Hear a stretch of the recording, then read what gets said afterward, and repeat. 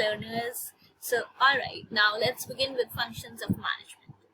All managers, irrespective of the level, whether it be top, middle, and lower, perform management functions. However, the time spent by the managers on these activities, they differ.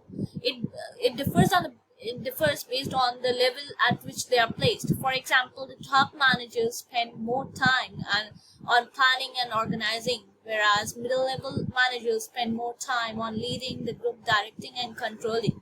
Similarly, the lower levels spend more time on organizing themselves to execute the task. The primary functions of management are generally grouped under 5 heads: planning, organizing, staffing, directing, controlling, as proposed by Functions of Management. So this is the diagram that suggests the 5 levels. Right? The primary functions of management are generally grouped under 5 heads: planning, organizing, staffing, directing, controlling, as proposed by Functions of Management. Different thinkers explain the functions in different ways. Luther Gulick discussed the function of management through the acronym POSDCORB, which relate to planning, organizing, staffing, directing, coordinating, reporting, budgeting. According to Gulick, managers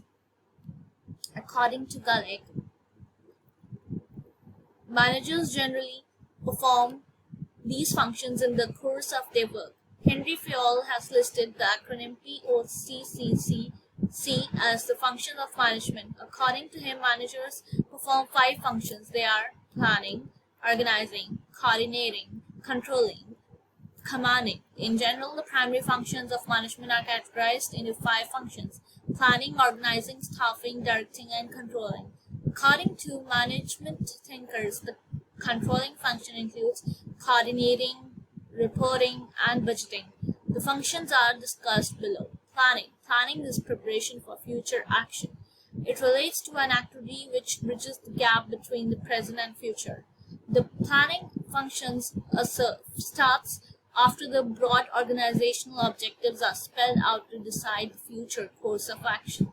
This is an all-pervasive function and hence applies to all the levels of management. The functions include setting objectives, strategies, policy formation, and the consequent laying down of procedures and programs for the achievement of objectives. It is future-oriented and determines the direction in which the organization is moving. The function involves the ability to foresee the effects of current action in the long run. Planning incorporates both external and internal factors. Some of the external factors include organizational ability to borrow finances, raw materials, economic environment, advancement of technology, global and national policy, etc.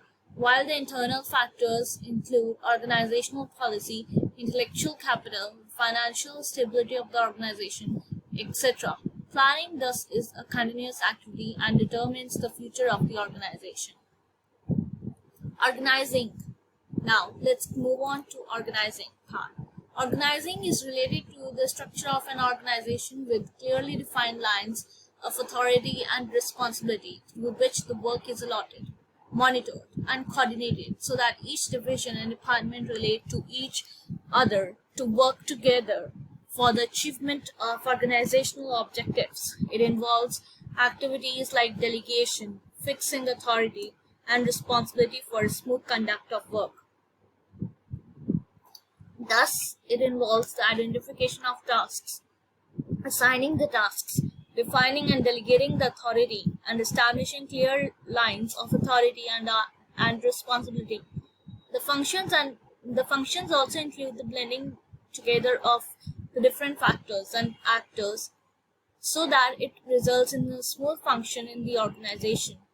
Staffing relates to finding the right people for the right job in the given structure of the organization. It starts with the design of the job, identifying the job analysis, thus paving the way for the recruiting, selecting, placing the people initially and promoting them as later stage. It also includes the functions of developing the people through training for efficient and effective functioning of their assigned work. Thus, it involves the activity of hiring and retaining the people with skills, competencies, knowledge, and right attitude, which makes the functions very critical in organizational success. Directing. This function involves providing good leadership, skills, communication channels, motivation, and supervision so that employees are able to function efficiently to attain the desired goals.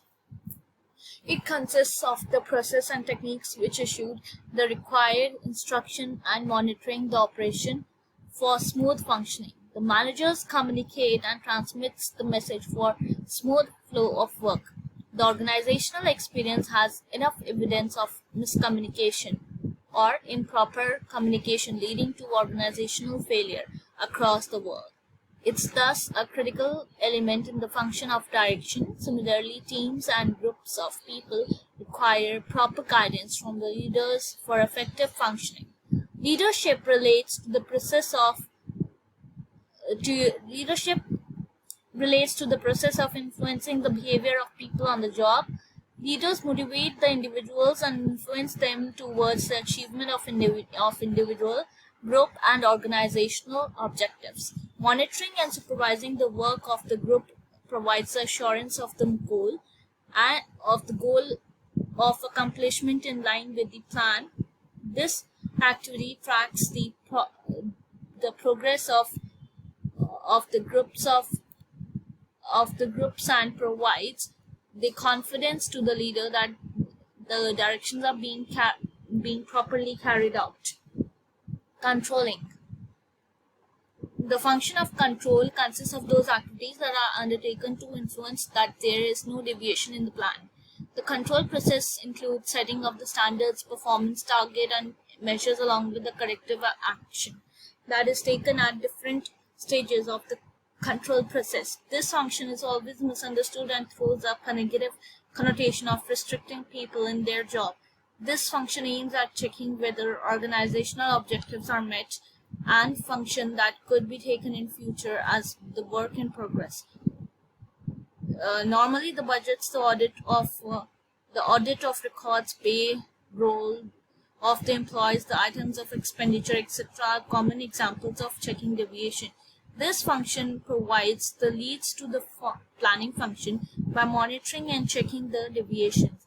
An organization performs these 5 functions of management, which are closely interrelated yet distinct from each other. Now, in the next session, we are going to cover challenges of management.